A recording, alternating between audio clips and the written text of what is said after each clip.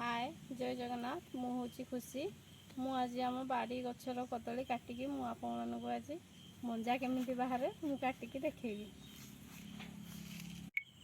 एवं मु बापा और झील को डाकिकी नहीं आसुची आम मिसिकी कदली खांदी को काटिकी नहीं आसबू।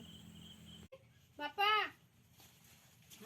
आस आस जीवा कदली खांदी काटिकी आनिबा आनबी आस मामा आस आस जल्दी आस।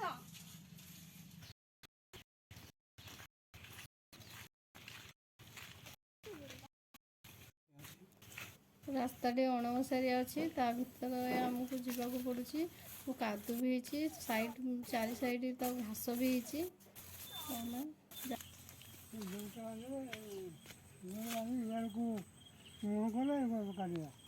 चलो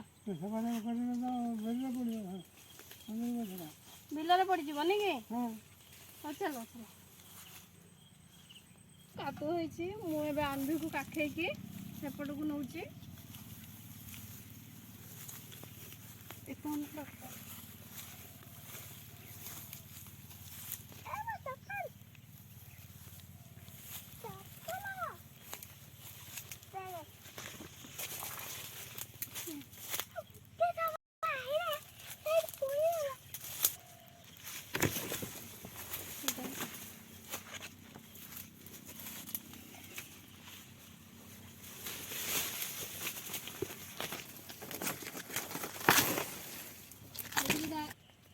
एटा पाचिला कदली भेराइटा तो काटिकी नेले रखीदेले ये पाचिज गछटी बहुत लंबा अच्छी तो खांदीटा आम काटी पारूनी तो गछटा से मूलरू आम काटी दौचु। एबे कदली खांदीटी को आम काटिदबा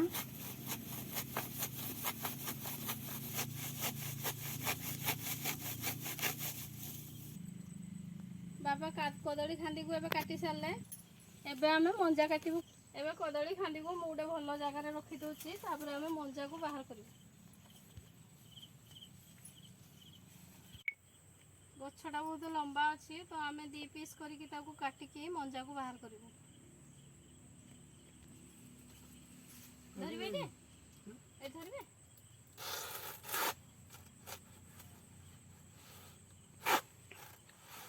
बड़ा मोटा ही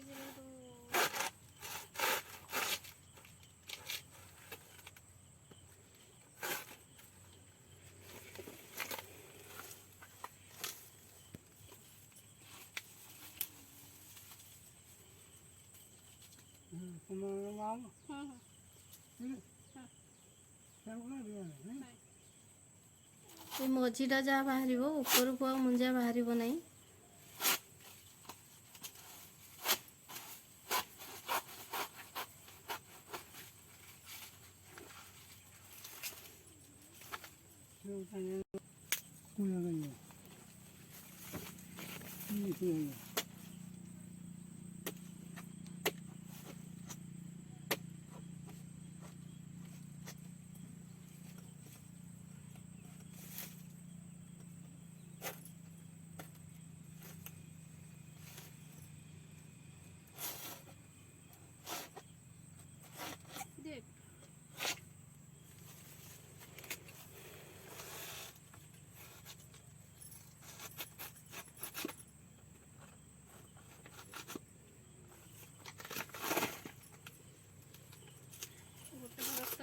खोली जाइए।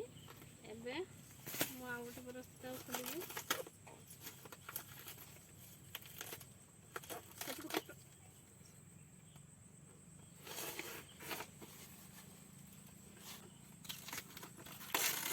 कदली न होइथिबा गछरे बाहरिबोनी एटा कदली हो सारा काटी सारा गछ को काटिकी या बाहर करा जाए छोट गछरू मंजा बाहर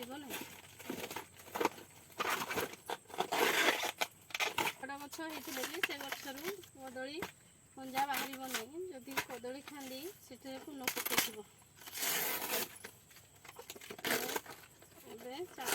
खुली सारूनी भर झी अच्छी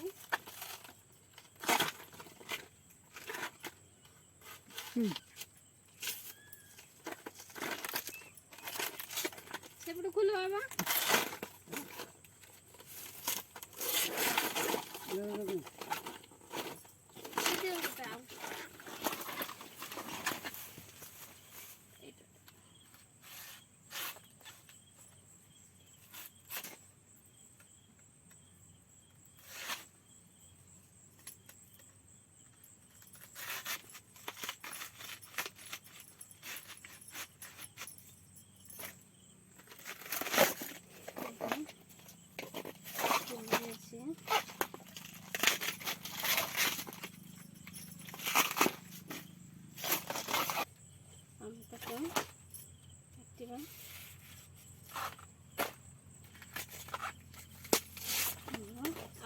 ଦୁଇ ପରସ୍ତ ଅଛି ମଞ୍ଜା ବାହାରିବା ପାଇଁ।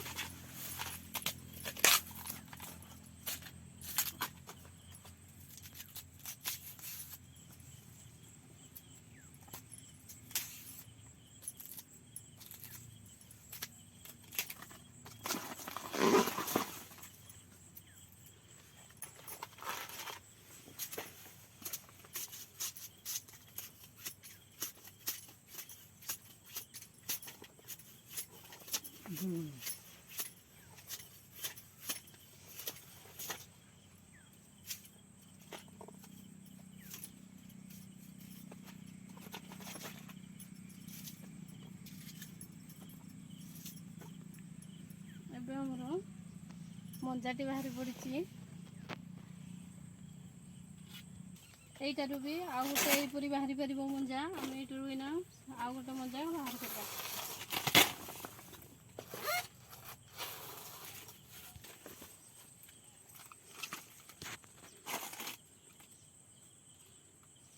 ଏବେ ଆମର ଦୁଇଟା ଯାକ ମଞ୍ଜା ବାହାରି ପଡ଼ିଛି। ଏବେ ଆମେ ଯିବା। ବାପା ତୁମେ କୋଉଟା ଧରିବ? ମୋତେ ତାହେଲେ ସେଇଟା ଦିଅ।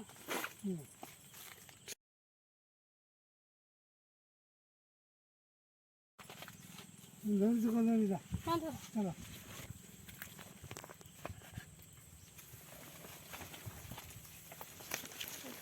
ଆମେ ଘରକୁ ଯାଉଛୁ। ବର୍ତ୍ତମାନ ଆମର କଦଳୀ ଭଣ୍ଡା କଟା ସରିଯାଇଛି। ଏବେ ଆମେ ଘରକୁ ଯାଉଛୁ। ଘରେ ଯାଇ ପହଞ୍ଚିବୁ। ତାପରେ ମୁଁ ତାକୁ କାଟିବି। କାଟି ସାରିଲା ପରେ ମୁଁ ତାକୁ ରୋଷେଇ କରିକି ଆପଣମାନଙ୍କୁ ଦେଖେଇବି। ଆନବି ମୋର ପଳେଇଛି। ଆମେ ନେଇକି ମଞ୍ଜା ରାଇ କରିକି ଆପଣମାନଙ୍କୁ ଦେଖେଇବୁ। ମଞ୍ଜା ରାଇ କିପରି ପ୍ରସ୍ତୁତ ହୁଏ ଏବେ ଆମ ଘରକୁ ଯାଉଛୁ। ମଞ୍ଜା ରାଇ କିପରି ପ୍ରସ୍ତୁତ ହୁଏ ମୁଁ ଆପଣମାନଙ୍କୁ କରିକି ଦେଖେଇବି।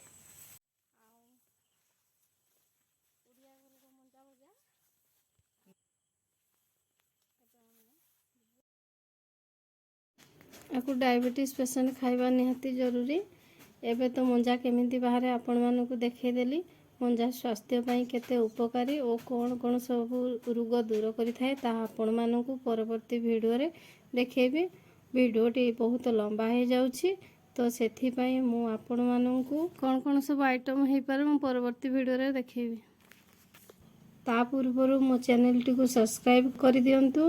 ଆଉ ପାଖରେ ଥିବା ଘଣ୍ଟି ବଟନକୁ ଦବାନ୍ତୁ। ଅଲ୍ ଉପରେ ସିଲେକ୍ଟ କରନ୍ତୁ।